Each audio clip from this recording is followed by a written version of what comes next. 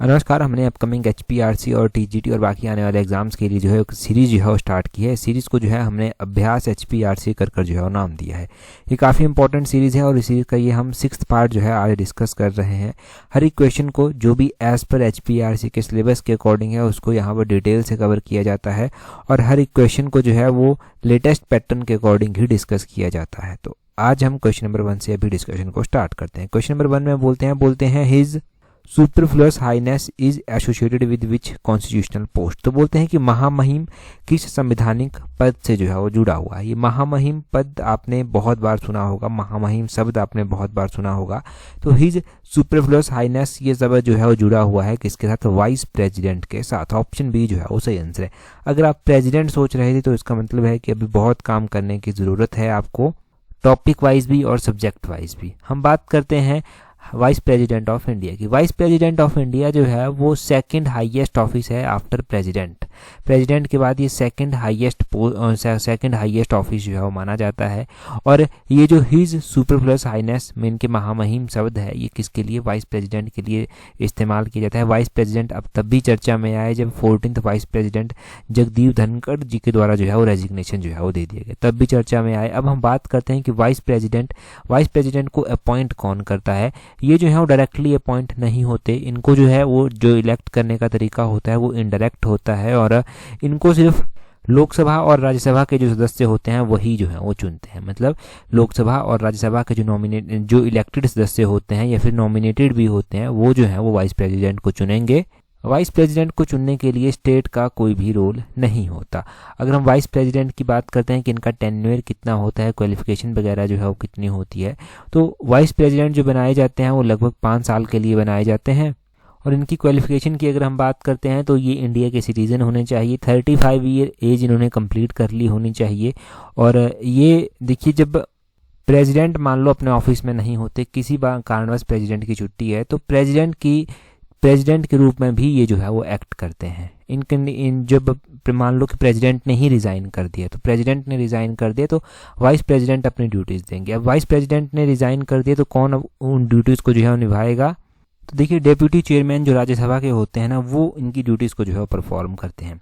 अब vice president जो है वो ये एक्स ऑफिशियो चेयरमैन भी होते हैं राज्यसभा के। और इन केस अगर वाइस प्रेसिडेंट नहीं है तो डेप्यूटी जो चेयरमैन होंगे राज्यसभा के वो जो है वो इनकी ड्यूटीज़ को परफॉर्म करेंगे। तो इतना सब यहाँ से ध्यान रखना। अगले क्वेश्चन में बोलते हैं गिवन बिलो आर 2 स्टेटमेंट्स। पहले में बोलते हैं president is final authority to decide whether a bill is money bill और नॉट। बोलते हैं कि राष्ट्रपति ये तय करता है कि राष्ट्रपति के पास ये अंतिम अधिकार होता है कि कोई भी विधेयक धन विधेयक है या नहीं है। और दूसरे में बोलते हैं article 110 of the Indian constitution pertains to money bill, कि भारतीय संविधान का अनुच्छेद 110 ये जो मनी बिल से संबंधित है। हम बात करते हैं पहली स्टेटमेंट की। देखो, मनी बिल को लेकर जो फाइनल पावर होती है, फाइनल अथॉरिटी जो होती है वो प्रेसिडेंट के पास नहीं होती। Speaker is the final authority to decide whether the bill is money bill और नॉट। तो स्पीकर होता है ना कि प्रेसिडेंट। ये स्टेटमेंट तो गलत हो जाएगी। और हम बात करते हैं कि कौन सा आर्टिकल इंडियन कॉन्स्टिट्यूशन का मनी बिल से संबंधित है, तो ये आर्टिकल नंबर 110, ये बिल्कुल सही बात है। आर्टिकल नंबर 110 जो है वो मनी बिल से संबंधित है। दूसरी स्टेटमेंट सही है। तो इस हिसाब से हम देखेंगे, इस हिसाब से हमारे पास जो है वो statement 1 is incorrect, statement 2 is correct. Option D जो है वो सही आंसर इसका हो जाएगा।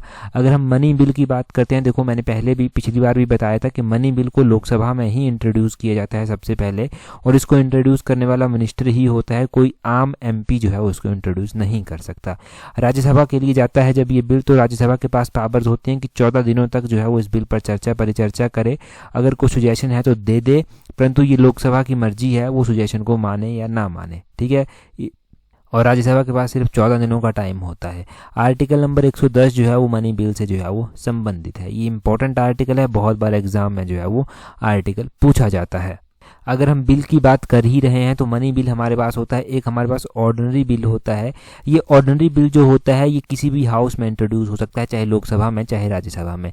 इसको जो है वो इंट्रोड्यूस भी कोई कर सकता है, कोई भी कर सकता है। और इसमें अगर हम बात करें कि राज्यसभा के पास कितने दिनों तक ये होल्ड रह सकता है, तो एटलीस्ट 6 मंथ 6 महीने तक ये राज्यसभा में जो है वो रहता है। ठीक है, एटलीस्ट इतना होल्ड कर सकता है राज्यसभा इसको। ठीक है, जैसे मनी बिल को 14 दिन, इसको 6 महीने। वैसे ही हमारे पास फाइनेंस बिल भी जो है वो होता है। फाइनेंस बिल जो है ये लोकसभा में इंट्रोड्यूस होता है और फाइनेंस बिल के केस में भी राज्यसभा के पास जो है वो 14 दिन की ही पावर होती है। 14 दिन तक ही ये इसको जो है वो होल्ड कर सकता है। तो ये है हमारे इंपॉर्टेंट बिल। अगला क्वेश्चन देखिए क्या बोलते हैं। अगले क्वेश्चन में बोलते हैं evidence of the earliest earthquake has been recorded at which of the Indus valley civilization site. तो बोलते हैं कि जो हमें सिंधु घाटी सभ्यता में शुरुआती भूकंप के सबूत मिलते हैं, बोलते हैं कि वो कहाँ पर दर्ज किए गए थे, भूकंप के सबूत जो था वो कहाँ पर देखे गए थे। देखिए, अगर हम बात करते हैं कि सबसे पहले भूकंप के बारे में जो है वो हमें जानकारी मिलती है अगर सिंधु घाटी सभ्यता में, तो कहाँ से मिलती है, तो वो कालीबंगा, ये जो साइट है कालीबंगा से जो है वो मिलती है। ऑप्शन बी सही आंसर हो जाएगा। कालीबंगा पड़ता कहाँ पर है, ये राजस्थान में आता है, घग्गर नदी के किनारे जो है ये आता है। कालीबंगा में ही हमने पढ़ा था कि यहाँ पर जो है वो अर्थ काले रंग की चूड़ी भी जो था वो मिली थी। यहाँ पर हल के द्वारा जुते हुए खेत भी जो था वो मिले थे। हमारे पास जो इंडस वैली साइट्स हैं उसमें सबसे पहले हड़प्पा जो है वो आता है। हड़प्पा की खोज 1921 में की गई थी। इसकी खोज दयाराम साहनी के द्वारा की गई थी। प्रेजेंट टाइम में हड़प्पा पाकिस्तान में आता है और रावी नदी के किनारे स्थित है। हड़प्पा में हमें बहुत सारी चीज़ें देखने को मिली, जैसे कि यहाँ पर हमें जो है वो जो ग्रेनरीज होती हैं 6 अनागार मिले, कब्रिस्तान यहाँ पर देखने को मिला, शंख का बना हुआ बैल देखने को मिला और फिर एक मोहनजोदड़ो साइट है। मोहनजोदड़ो की खोज जो था वो 1922 में की गई थी। इसकी खोज रखाल दास बनर्जी के द्वारा की गई थी। मोहनजोदड़ो भी प्रेजेंट टाइम में पाकिस्तान में ही आता है और सिंधु नदी के किनारे जो है वो मोहनजोदड़ो आता है। मोहनजोदड़ो में हमें जो है यहाँ पर अनागार भी मिला, स्नानागार भी मिला, मृतकों का टिल्ला बहुत बार पूछा जाता है, ये भी हमें कहाँ पर मोहनजोदड़ो में ही मिला था। हम बात करते हैं कुछ ऐसी साइट्स इंडस वैली की जो हमारे इंडिया में जो है वो आती है, जैसे कि राखीगढ़ी आती है, ये हरियाणा में आती है। राखीगढ़ी के अलावा धौलावीरा आती है, ये गुजरात में आती है। लोथल आती है, लोथल भी गुजरात में ही स्थित है। रोपड़ भी एक इंडस वैली साइट है और पंजाब में जो है ये स्थित है। कालीबंगा तो हमने बड़ा ही पढ़ा, कालीबंगा जो है और राजस्थान में जो है वो स्थित है। तो इन साइट्स के बारे में ध्यान रखना। लोथल भी क्लियर हो गया, रोपड़ भी क्लियर हो गया, धौलावीरा भी जो है वो आपका क्लियर हो गया कि ये गुजरात में है। गुजरात में कच्छ नदी के किनारे जो है ये स्थित है। ठीक है, तो ये हम यहाँ से नोट करेंगे। अगला क्वेश्चन देखेंगे हमारे पास क्या नेक्स्ट क्वेश्चन में जो है वो पूछा गया है। बोलते हैं arrange the following in correct chronological order. तो अगर टीजीटी की तैयारी कर रहे हैं तो अभी तक इतना तो पढ़ ही लिया होगा। अगर पहली बार तो तैयारी स्टार्ट नहीं की होगी तो बेसिक चीज़ है। फर्स्ट राउंड टेबल कॉन्फ्रेंस हुई, नॉन कॉपरेशन मूवमेंट हुआ, रॉलेट एक्ट हुआ, डांडी मार्च हुआ। बस इसको अरेंज करना है इस पैटर्न के अकॉर्डिंग कि पहले क्या था, फिर क्या था, फिर क्या था। हम बात सबसे पहले फर्स्ट राउंड टेबल कॉन्फ्रेंस की करते हैं। देखिए, आपको ज्ञात होना चाहिए कि हमारे पास टोटल 3 राउंड टेबल कॉन्फ्रेंस हुए थे। इसमें जो सबसे पहला फर्स्ट राउंड टेबल कॉन्फ्रेंस हुआ था वो कौन से ईयर में जो था वो हुआ था, तो फर्स्ट राउंड टेबल कॉन्फ्रेंस जो था वो 1931 में जो था वो हुआ था। एग्जैक्टली क्या जो था वो इसका टाइम था कि कब जो था ये फर्स्ट राउंड टेबल कॉन्फ्रेंस 1931 में जो था वो हुआ था। तो 1931 में जो था पहला राउंड टेबल कॉन्फ्रेंस नवंबर 1930 में जो था ये स्टार्ट हो गया था। नवंबर 1930 में स्टार्ट हो गया था और जनवरी 1931 तक ये चला था। ठीक है जी, ये ध्यान रखें। और मैं यहाँ पर पहले तो मैं आपको सेकंड राउंड टेबल कॉन्फ्रेंस के बारे में भी बता देता हूँ। सेकंड राउंड टेबल कॉन्फ्रेंस बहुत ही इंपॉर्टेंट है क्योंकि यहाँ पर महात्मा गांधी जी के द्वारा जो था पार्टिसिपेट किया गया था और भी बाकी इंडियन नेशनल कांग्रेस के सदस्य थे जिन्होंने पार्टिसिपेट किया था। ये सितंबर महीने में जो है स्टार्ट होता है 1931 में और दिसंबर 1931 तक जो है ये चलता है। फिर थर्ड राउंड टेबल कॉन्फ्रेंस आता है। थर्ड राउंड टेबल कॉन्फ्रेंस जो है वो नवंबर 1932 में जो था वो हुआ था। नवंबर 1932 में ये थर्ड राउंड टेबल कॉन्फ्रेंस हुआ था। यहाँ पर ध्यान रखने वाली बात यह है कि जो तीनों राउंड टेबल कॉन्फ्रेंस हुए थे, एक व्यक्ति ऐसे थे जिन्होंने इन तीनों में भाग लिया था, वो थे बी.आर. अम्बेडकर ने इन तीनों में ही भाग लिया था। अब नॉन कॉपरेशन मूवमेंट यहाँ पर दिया गया है। नॉन कॉपरेशन मूवमेंट का मतलब हुआ असहयोग आंदोलन की यहाँ पर बात की जा रही है। अगर हम बात करते हैं कि ये असहयोग आंदोलन कब हुआ था, तो ये 1920 में 1920 से 22 तक जो था वो हुआ था। रॉलेट एक्ट यहाँ पर दिया गया है कि रॉलेट एक्ट जो था वो कब आया था। रॉलेट एक्ट को जो था वो 1919 में जो था वो इंट्रोड्यूस किया गया था। 1919 में इसको इंट्रोड्यूस किया गया था। डांडी मार्च यहाँ पर दिया गया है, तो ये जो डांडी मार्च है ना ये 1930 की है। डांडी मार्च जो है वो 12 मार्च 1930 को स्टार्ट होता, 6 अप्रैल 1930 तक जो था ये चला था। तो यहाँ पर सबसे पहले तो आया रॉलेट एक्ट 1919 में, तो सी सबसे पहले हो जाएगा। फिर आया ये नॉन कोऑपरेशन मूवमेंट, बी हो जाएगा। फिर उसके बाद जो है दांडी मार्च, डी हो जाएगा। और उसके बाद जो है फर्स्ट राउंड टेबल कॉन्फ्रेंस हो जाएगा। तो सी बी डी ए इस तरह से जो है वो पैटर्न बनेगा। ये मतलब इसका यहाँ पर आप देखेंगे सी बी डी ए कर ऑप्शन ए में जो है वो दिया गया है, ऑप्शन ए ही सही आंसर इसका हो जाएगा। मैं ऐसे ही कुछ क्रोनोलॉजिकली जो है वो आपको इवेंट्स बता देता हूँ। पहले तो देखो, ये क्वेश्चन अगर गलत हुआ तब एक बात समझिए आप कि इन चीज़ों को बहुत माइन्यूटली जो है वो याद करने की जो है वो ज़रूरत है, क्योंकि ऐसा क्वेश्चन पेपर में गलत होना मतलब सीधा आप बहुत बाहर चले गए मेरिट से। ये आसान क्वेश्चन है, क्योंकि हम बात कर रहे हैं आंदोलनों की। तो चंपारण सत्याग्रह सबसे पहले हुआ 1917 में। चंपारण के बाद अहमदाबाद मजदूर आंदोलन हुआ, ये 1918 में हुआ। खेड़ा सत्याग्रह जो था वो हुआ था, ये भी 1918 में ही हुआ था। खिलाफत आंदोलन हुआ था, खिलाफत आंदोलन भी 1919 में हुआ था, ये 1919 में। और उसके बाद रॉलेट एक्ट आया 1919 में, और 1919 में ही जो है वो हमें जलियांवाला बाग हत्याकांड देखने को भी मिला था। फिर उसके बाद असहयोग आंदोलन हुआ 1920 से 22 के बीच में। 1922 में होती है चौरी चौरा की घटना। चौरी चौरा की घटना जो होती है वो फरवरी 1922 को होती है, 5 फरवरी 1922 को। गांधी जी को चौरी चौरा की घटना से काफ़ी ठेस पहुंचती है और वो असहयोग आंदोलन को फिर वापस भी ले लेते हैं, ठीक है। और उसके बाद हमें दांडी मार्च देखने को मिला। फिर first, second, third round table कॉन्फ्रेंसें हो गई। इस तरह से हमने ये पूरा क्रोनोलॉजिकली जो है वो एक इवेंट्स जान लिया। ये हमने 1917 से स्टार्ट किया और 1932 तक हमने जान लिया, ठीक है जी। अगला क्वेश्चन देखेंगे हमारे पास क्या पूछा गया है नेक्स्ट क्वेश्चन में। अगला क्वेश्चन हम डिस्कस करें उससे पहले देखिए, अगर आप तैयारी कर रहे हैं अपकमिंग HPRC के TGT एग्जाम के लिए, तो आप हमारी कॉम्प्रिहेंसिव टेस्ट सीरीज को ज्वाइन कर सकते हैं, जिसका लिंक नीचे डिस्क्रिप्शन बॉक्स, कमेंट बॉक्स में दिया गया है। देखिए, डिपेंड आपके ऊपर करता है कि आप कितने सीरियस हैं अपने फ्यूचर को लेकर, अपनी तैयारी को लेकर, और कितने ऑनेस्टली जो है वो आप पढ़ रहे हैं। एनालाइज करने का यहाँ पर आपके पास एक सही मौका है। टेस्ट सीरीज का लिंक नीचे डिस्क्रिप्शन बॉक्स, कमेंट बॉक्स में जो है वो दिया गया है। देखिए, टेस्ट सीरीज में जो हमने अलग अलग टॉपिक्स कवर किए हैं, जिसमें हमने हिमाचल जीके के अलावा current affairs, national international GK, इन टॉपिक्स को जो है वो वीडियो एक्सप्लेनेशन के साथ जो है डिस्क्राइब किया है। मतलब जो टेस्ट सीरीज है उसको वीडियो एक्सप्लेनेशन के साथ एक्सप्लेन किया है, ताकि आपकी अंडरस्टैंडिंग अच्छी हो सके, आपकी जो गलतियाँ हुई हैं पहले, उन गलतियों को आप समझ सकें कि वो गलतियाँ क्यों हुई थी और उनको कैसे इंप्रूव किया जा सकता है, और लिंक कर कुछ वहाँ से सीखा भी जाए। तो टेस्ट सीरीज का लिंक है नीचे डिस्क्रिप्शन बॉक्स, कमेंट बॉक्स में, वहाँ से देख लेना, वहाँ से जाकर ज्वाइन करना। अगला क्वेश्चन देखिए क्या बोलते हैं the climate of India can broadly be classified as. तो बोलते हैं कि भारत की जो जलवायु है इसे मोटे तौर पर जो है वो कितने भागों में वर्गीकृत किया गया है। देखो, अब यहाँ पर ना climate of India broadly described as है कि इसको कैसे जो है वो वर्गीकृत किया गया है, कितने प्रकार से नहीं, कैसे इसको वर्गीकृत किया गया है, यहाँ पर ऐसे होगा। अब ये जो इंडिया की क्लाइमेट आती है, इसको जो है वो ट्रॉपिकल मॉनसून टाइप में जो है वो डिस्क्राइब किया गया है। ट्रॉपिकल मॉनसून, ऑप्शन सी जो है वो सही आंसर इसका होगा। अगर हम मौसम के बारे में बात कर रहे हैं तो ट्रॉपिकल मॉनसून तो है ही, मॉनसून आप देख रहे हैं आजकल चला हुआ है। मॉनसून का जो समर और प्री मॉनसून होता है, और एक मॉनसून होता है रेनी सीजन वाला। अगर हम बात करते हैं कि रेनी सीजन वाला मॉनसून का टाइम कब से लेकर कब तक होता है, तो जून से सितंबर तक का टाइम इसका होता है। फिर हमें विंटर देखने को मिलती है दिसंबर से अप्रैल तक, और उसके बाद हमें समर और प्री मॉनसून देखने को मिलता है अप्रैल से जुलाई तक, और जुलाई तक हमें देखने को मिलेगा मॉनसून जून से सितंबर तक, और पोस्ट मॉनसून हमें अक्टूबर से दिसंबर तक देखने को मिलता है। ये क्वेश्चन बेसिक एनसीईआरटी का क्वेश्चन है। एनसीईआरटी में साफ रूप से लिखा गया है कि इंडिया का जो क्लाइमेट है उसको मॉनसून टाइप में जो है डिस्क्राइब किया गया है।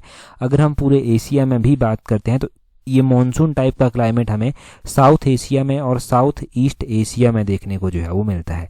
एनसीईआरटी के अकॉर्डिंग जो सबसे हाई जो टेम्परेचर रहता है समर के सीजन में, वो 50 डिग्री तक जो है वो चला जाता है राजस्थान में, और 20 डिग्री तक का टेम्परेचर जो है वो जम्मू कश्मीर के पहलगाम में जो है वो रहता है। और विंटर में बात करें तो टेम्परेचर जो है वो रात के टेम्परेचर की बात होगी, टेम्परेचर द्रास जो जम्मू कश्मीर में आता है वहाँ का टेम्परेचर सबसे कम होता है, मतलब -45 तक जो है वो वहाँ पर टेम्परेचर नोट किया गया है। विंटर्स के टाइम में तिरुवनंतपुरम का जो टेम्परेचर होता है वो लगभग 22 डिग्री सेल्सियस तक जो है वो होता है। तो ये बेसिक पता होना चाहिए। और मॉनसून सबद जो है, हाँ यहाँ पर ये भी एक इम्पॉर्टेंट क्वेश्चन मैंने देखा है पहले, मॉनसून सबद जो है इसकी उत्पत्ति कहाँ से हुई है। तो मॉनसून शब्द की उत्पत्ति जो है वो एक अराबिक वर्ड से जो है वो हुई है। अराबिक वर्ड है एक मौसम कर MAUSIM कर। मौसम का मतलब होता है सीज़न, सीज़न इसका मतलब होता है अरबी भाषा में। तो ये ध्यान रखें कि मॉनसून शब्द की उत्पत्ति जो है वो किस भाषा से हुई है, अराबिक भाषा से हुई है। और अराबिक में इसको जो है वो मौसम बोलते हैं, इसका मतलब जो है वो होता है सीज़न। ठीक है जी, इतना यहाँ से नोट करना था। अगला क्वेश्चन देखिए क्या बोलते हैं which unit is used to measure the amount of a trace gas in a vertical column through a earth atmosphere. तो बोलते हैं कि पृथ्वी के वायुमंडल के माध्यम से एक ऊर्ध्वाधर संदर्भ में ट्रेस गैस की मात्रा को मापने के लिए किस इकाई का इस्तेमाल किया जाता है। देखो क्वेश्चन आसान है परंतु बस थोड़ा सा घुमाया गया है। ट्रेस गैस को मेजर करने के लिए बोलते हैं कि कौन सा यूनिट जो है वो इस्तेमाल में लाया जाता है, तो डॉप्सन यूनिट एक लाया जाता है इस्तेमाल में। डॉप्सन ऑप्शन बी जो है वो सही आंसर हो जाएगा। अच्छा, डॉप्सन यूनिट सुनकर आपके माइंड में एक क्वेश्चन तो ज़रूर आया होगा कि डॉप्सन कहीं ना कहीं पर तो पढ़ा होगा। अब जिन्होंने अच्छे से पढ़ा है तो उनको तो याद आ गया होगा, परंतु फिर भी कई बार होता है कि याद ही नहीं आता है डॉप्सन जो है वो किसके लिए इस्तेमाल होता है। तो ये ओजोन का जो एटमॉस्फेयर है उसको मेजर करने के लिए होता है। ओजोन जो हमारे एटमॉस्फेयर में आता है उसको मेजर करने के लिए जो है वो होता है। थिकनेस ऑफ ओजोन कह लीजिए आप, उसको मेजर करने के लिए इस्तेमाल होता है। तो डॉप्सन उसके यूनिट है। अब यहाँ पर क्या पूछा गया था, बोलते हैं unit is use to measure the amount of trace gas. तो ट्रेस गैसेस वो गैसेस होती हैं जो कि एटमॉस्फेयर में बहुत कम मात्रा में जो है वो प्रेजेंट होती हैं, जैसे कि water vapour, methane, neon, carbon dioxide. ये ट्रेस गैसेस के एग्जांपल जो हैं वो आते हैं। तो ट्रेस गैसेस को मेजर करने के लिए जो है डॉप्सन यूनिट का इस्तेमाल होता है।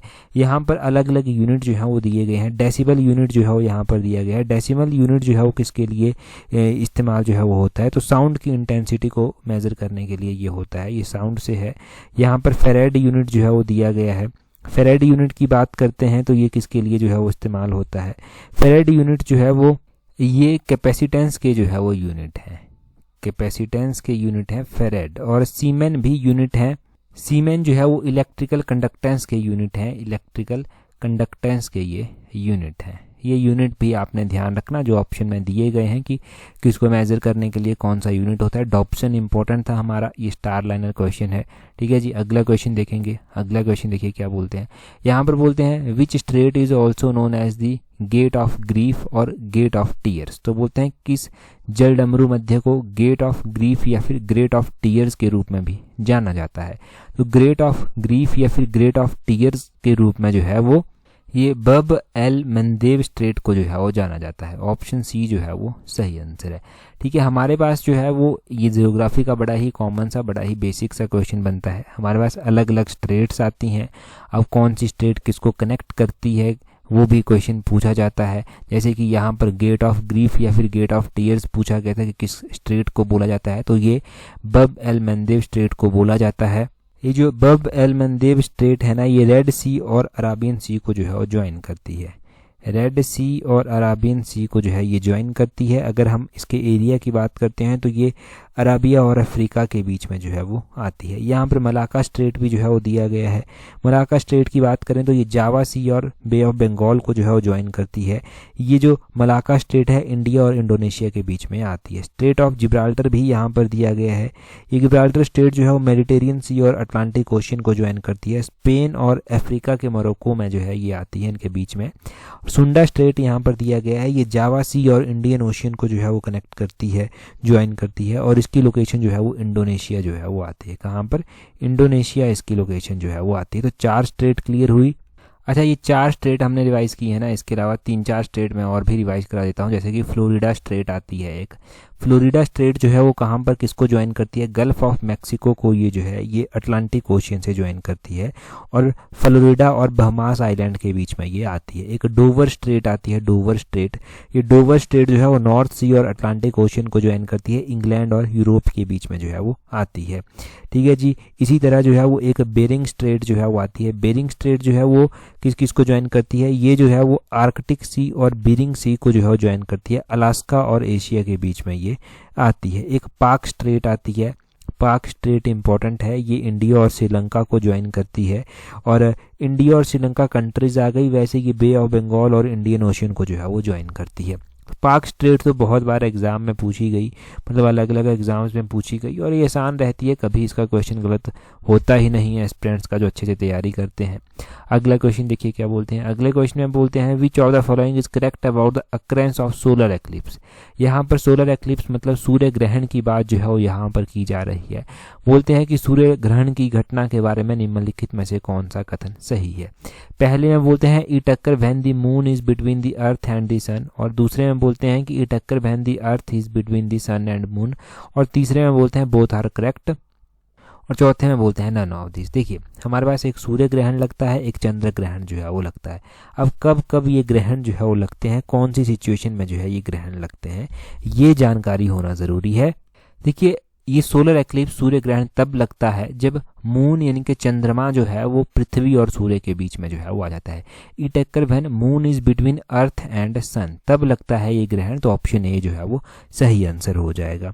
अब देखिए अगर आप अच्छे से समझना चाहते हैं तो जब ऐसे तो इंटरनेट पर सर्च करना, आप जब गूगल करेंगे आप तो क्या होगा, तब एक आपके पास वहाँ पर आ जाएगा सूर्य ग्रहण लगता हुआ एक इमेज वीडियो जैसी आ जाएगी आपके पास। परंतु मैं ऐसे समझाता हूँ आपको, ये मून है, ठीक है, मून है ये अर्थ आ गई और यहाँ पर आ गया सूर्य। जब ऐसी सिचुएशन होगी ना, ऐसी सिचुएशन होगी, ऐसी सिचुएशन, तब इस सिचुएशन में क्या होगा, इस सिचुएशन में जो है वो सूर्य ग्रहण जो है वो लगेगा। मून है ये मून है, ये अर्थ है और ये जो है वो सन है। इस सिचुएशन में सूर्य ग्रहण लग जाएगा। हाँ, इसका उल्टा जो लूनर एक्लिप्स है, ये लूनर एक्लिप्स मतलब चंद्र ग्रहण, लूनार एक्लिप्स बोलते हैं चंद्र ग्रहण को। तो ये जो है वो कब लगता है, ये तब लगता है जब पृथ्वी जो है वो सूर्य और चंद्रमा के बीच में जो है वो आ जाती है। When earth comes between moon and sun, तब उस सिचुएशन को जो है वो लूनार एक्लिप्स जो है वो बोलेंगे। अब देखिए हमारे पास दो कंडीशंस होती हैं, एक होती है रोटेशन ऑफ अर्थ, एक होती है revolution of earth.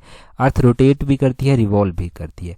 Rotation of earth जब होती है उसके कारण क्या होता है, उसके कारण जो है हमारे पास दिन रात हो गया, ये दिन रात जब होते हैं तो ये रोटेशन ऑफ अर्थ के कारण होते हैं। अगर अर्थ रोटेट नहीं करेगी तो दिन दिन ही रहेगा, रात होगी ही नहीं। ये जो अर्थ रिवॉल्व करती है इसके कारण क्या होता है, अर्थ के रिवॉल्व करने से ये सीजन चेंज होता है। जैसे गर्मी आ रही है, सर्दी आ रही है, मानसून आ रहा है, इस तरह से सीजन चेंज होंगे, तो वो होंगे रिवॉल्यूशन ऑफ अर्थ से सीजन चेंज, और रोटेशन से जो है वो दिन रात जो है वो होगा। तो याद हो तो पिछली वीडियो में भी हमने पढ़ा था कि अगर अर्थ रोटेट ही नहीं करेगी तो क्या होगा, रोटेट ही नहीं किया अर्थ ने अगर, तो वो एक ही जगह रहकर जो है वो दिन दिन ही कर देगी। अगला क्वेश्चन देखिए, बोलते हैं in which of the following 5 year plan India had the average annual growth rate of economy at constant prices at +7.8%। तो बोलते हैं निम्नलिखित में से किस पंचवर्षीय योजना में से जो है वो, किस पंचवर्षीय योजना में जो है वो भारत की जो अर्थव्यवस्था थी उसकी औसत वृद्धि दर जो है वो स्थिर कीमतों पर रही। स्थिर कीमतें थी 7.8%। देखिए ये जो 10th 5 ईयर प्लान था, 10वें नंबर का 5 ईयर प्लान था, इसमें ऐसा हुआ था। 10th नंबर का जो 5 ईयर प्लान था इसमें जो भारत की जो एनुअल ग्रोथ रेट थी वो जो था वो कांस्टेंट प्राइसेस पर जो था वो 7.8% जो था वो रही थी। अगर हम 5 ईयर प्लान की बात करते हैं तो जिन्होंने टेस्ट सीरीज ज्वाइन कर रखी है ना, उनको तो हमने 5 ईयर प्लान के बारे में बहुत सारे क्वेश्चन करवा दिए हैं अभी तक, और बहुत अच्छे से ये चीज़ें समझ आ गई होंगी कि पहला 5 ईयर प्लान 1951 से 56 तक रहा। ये हारोद दोमर बेस्ड मॉडल पर बेस्ड था, एग्रीकल्चर इसका जो है वो इंपॉर्टेंट सेक्टर था। सेकंड 5 ईयर प्लान 1956 से 61 तक स्टार्ट हुआ, हैवी इंडस्ट्रीज के ऊपर इसने फोकस किया था। तीसरे 5 ईयर प्लान में जो है वो 1961 से 66 तक ये रहा, और उसके बाद तीसरे 5 ईयर प्लान के बाद आया था प्लान हॉलीडे। प्लान हॉलीडे जो था वो 1966 से लेकर 69 तक जो था वो रहा था। चौथा 5 ईयर प्लान आया 1969 में, 1974 तक रहा। पांचवा 5 ईयर प्लान 1974 में आया, 1978 तक रहा। और पांचवें 5 ईयर प्लान के बाद आया था ये रोलिंग प्लान। रोलिंग प्लान आया था और ये 1978 से 1980 तक जो था वो रहा था। तो ये 5 ईयर प्लान्स के बारे में बेसिक सी जानकारी होनी चाहिए याद। अगला क्वेश्चन देखिए, बोलते हैं which vitamin is made at a higher rate in our body. तो बोलते हैं कि हमारे शरीर में जो विटामिन सबसे अधिक मात्रा में बनती है वो कौन सी विटामिन जो है वो होती है। तो हमारे शरीर में जो विटामिन हाइयर मात्रा में बनती है वो कौन सी विटामिन जो है वो होती है, वो विटामिन डी जो है वो होती है। विटामिन डी ये होती है, तो विटामिन डी इसका ऑप्शन सी जो है वो सही आंसर हो जाएगा। हमारे पास अलग अलग विटामिन जो है वो आती हैं, vitamin A B C D E के, इस तरह से विटामिन जो है वो आती हैं। अब हम विटामिन के बारे में जानते हैं। अच्छा, यहाँ पर ये भी बात ध्यान रखना कि विटामिन डी जो है वो सूर्य की किरणों से मिलती है, और इस विटामिन को लेने के लिए ना हमें कुछ भी खाने की ज़रूरत नहीं होती कि कोई स्पेसिफिक भोजन खाएंगे तभी ये बनेगी, नहीं, ये बॉडी में ऑटोमेटिकली ही जो है बन जाती है। देखिए, विटामिन के बारे में ध्यान रखना है। विटामिन ए का केमिकल नाम रेटिनल है। विटामिन ए के कारण जो है वो जो डेफिशिएंसीज की होती है तो नाइट ब्लाइंडनेस जो है वो ये रोग होता है। विटामिन बी1 आता है, थायमिन इसका केमिकल नाम है। विटामिन बी2 का राइबोफ्लेविन है। और विटामिन बी3 की अगर हम बात करेंगे तो यहाँ पर नाइसिन इसका जो है वो नाम है। विटामिन बी5 का पैंथेथोनिक एसिड है। विटामिन बी6 का पायरोडॉक्सिन है। विटामिन बी12 का कोबालमिन, साइनोकोबालमिन ये पूरा आता है, साइनोकोबालमिन। और विटामिन सी का एस्कॉर्बिक एसिड। और विटामिन डी जो हम पढ़ रहे थे कैल्सीफेरोल, ये जो है वो होता है इसका केमिकल नाम, और इसकी कमी के कारण रिकेट्स रोग जो है वो होता है। विटामिन ई से जो है वो टोकोफेरोल इसका केमिकल नाम है, और एनीमिया हेमोलैक्टिक एनीमिया होता है। और विटामिन के से फ्लोक्विनन इसका केमिकल नाम है, और ब्लीडिंग होगी। तो इस तरह से हमारे पास अलग अलग विटामिन जो है वो आते हैं। विटामिन ए से B1, बी2, B3, B5, B6, B12, B C, vitamin B D, vitamin A, vitamin के, इनके सारे के नाम ध्यान रखना। यहाँ पर ये भी ध्यान रखने वाली बात है, ये जो विटामिन बी5 है ना, इसके कारण इसकी डेफिशिएंसी से पिलाग्रा रोग जो है वो होता है।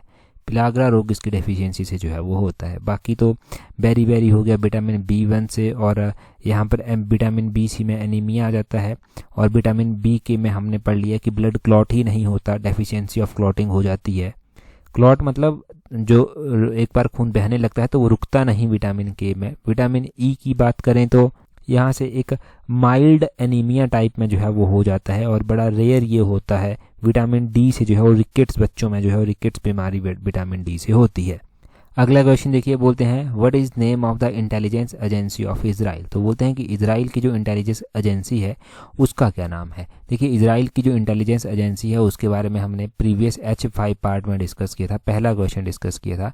और मैंने इन सभी एजेंसीज के बारे में वहाँ पर बताया था कि किस कंट्री की खुफिया एजेंसी कौन सी है। अभी आपको कमेंट कर जो है वो बताएंगे कि इजराइल की कौन है, और बाकी कंट्रीज़ की भी बता दी। खासकर इंडिया की ज़रूर बताना कमेंट कर कि इंडिया की जो है वो इंटेलिजेंस एजेंसीज कौन सी है। बाकी टेलीग्राम पर ज्वाइन करने के लिए अपने टेलीग्राम से @allexam31 सर्च करना, आपको हमारा टेलीग्राम चैनल मिल जाएगा। टेलीग्राम पर जरूर ज्वाइन कर लीजिए अगर अभी तक नहीं किया है। आज की इस वीडियो में इतना ही। That's all for today. Thank you very much for watching and listening it very patient.